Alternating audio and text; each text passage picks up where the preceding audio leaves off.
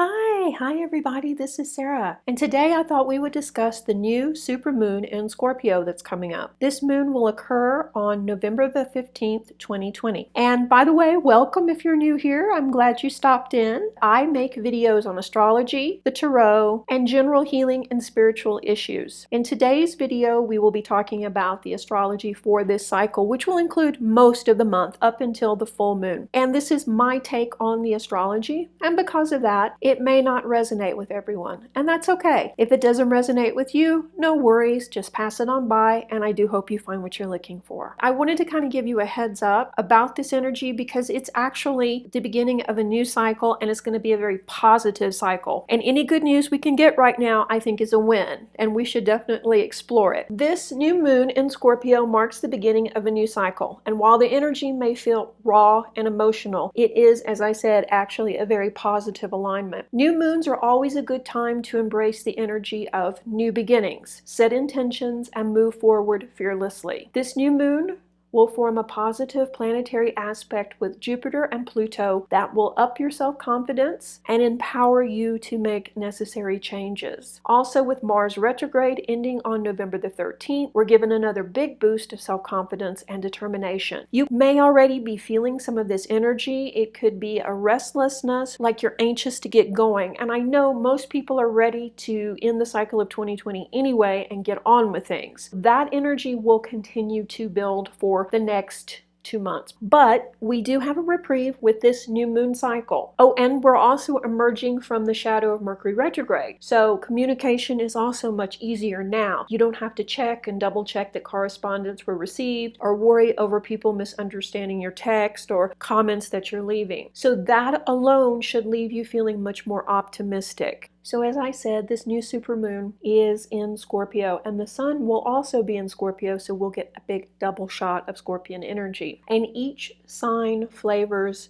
the lessons associated with the moons. Scorpio is independent, passionate, and very intelligent. They are natural-born leaders. Scorpios also tend to make wonderful friends as they're very social and loyal. But don't ever lie or be deceitful to a Scorpio because they will never forget. Scorpio values honesty and will not engage in a relationship or a friendship with anyone who is dishonest or deceitful. And be sure and watch this video to the end for the best stones to use during the cycle. Or if you want to jump to it now, you can find the timestamp below in the description box. Scorpio lends its energy to us this month to really help us get clear on certain aspects of our life, such as maybe face what's not working in our lives right now instead of just ignoring it like maybe we've been doing. And it will also push us to make the necessary changes we need to embrace to move forward. Passion will also be highlighted, but not just in romantic relationships. You may find yourself thinking about the past quite a bit during this alignment. A lot of us have forgotten what we really were passionate about. And you may be thinking about issues from childhood, or you may be thinking about,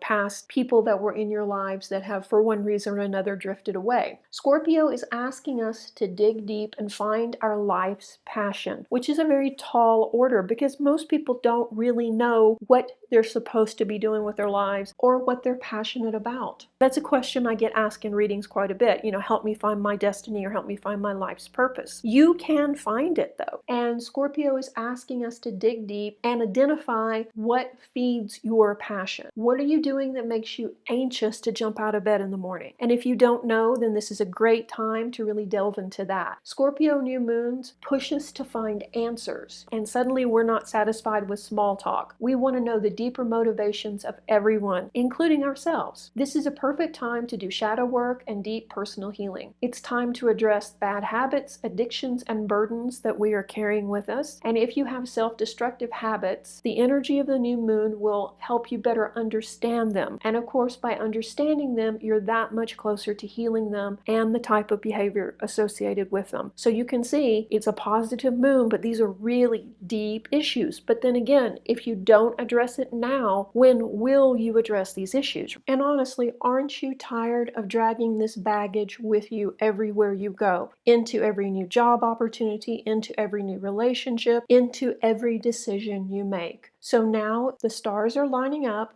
to give you the opportunity to do this big, deep self-healing. Take advantage of it. And perhaps now is the best time with everything going on in the world. The energy of Scorpio pushes us to explore and heal some of life's deeper and more taboo themes as well, such as death, sex, shame, guilt, power, and transformation. With both the sun and moon aligned in this sign all weekend, we can expect to be very emotional. Our thoughts may focus, as I said before, on old relationships, childhood, family structures, death, and of course, romantic encounters, making this a great time to do shadow work or deep self-healing. If you're willing to face the darker shadow side of yourself and deal with these shadow issues, you have the opportunity to make huge positive changes in your life. We're talking about huge leaps of personal growth. The benefits of such work can even change the direction of your life. So this is a huge gift we're being given. So even though it may not be something that you're really excited about doing, trust me, this could be the actual change that you've been hoping for. With this powerful moon, it's a great time also to set intentions for the future, power through projects, and set new lofty goals. Don't be afraid to dream big this weekend as well, and really get to the heart of what's holding you back. The best stones to work with during this cycle are smoky quartz, which is an excellent stone for grounding, clearing, and cooperation. It also helps you face what isn't working in a productive way. And red ruby. This is a stone of nobility, and it is used for transmitting lower energy into a higher vibe and moving past old wounds. It's also a useful tool to help you find the courage to embrace your true self and stop hiding from the world. And I have one more too, which I'll put up here in a slide with it as well. It's a stone for self-love and compassion, which we definitely are going to need. This phase of the moon occurs at 23 degrees and 18 minutes of Scorpio, affecting people born with personal planets and points at approximately 19 to 27 degrees of the fixed signs. And they are, of course, Taurus, Leo, Scorpio, and Aquarius most significantly. And hopefully I will be able to get out a eclipse video for the eclipse at the end of the month. But if not, mark your calendar. That's going to be a magical time too. The final event I wanted to mention is the Scorpio-Pluto conjunction taking place from November the 6th to the 19th. This is the third and final time these planets will meet this year, because the next time they form this alignment will be in 2033. So think about the way your life has transformed since the beginning of April when they first met. If there are certain things you'd still like to change, then use the energy now to implement those changes. And believe me, it will have a major impact on your life moving forward. So I know that's a lot to digest. Lots of heavy energy, but it's working for us in a very positive way. We're going to feel more optimistic.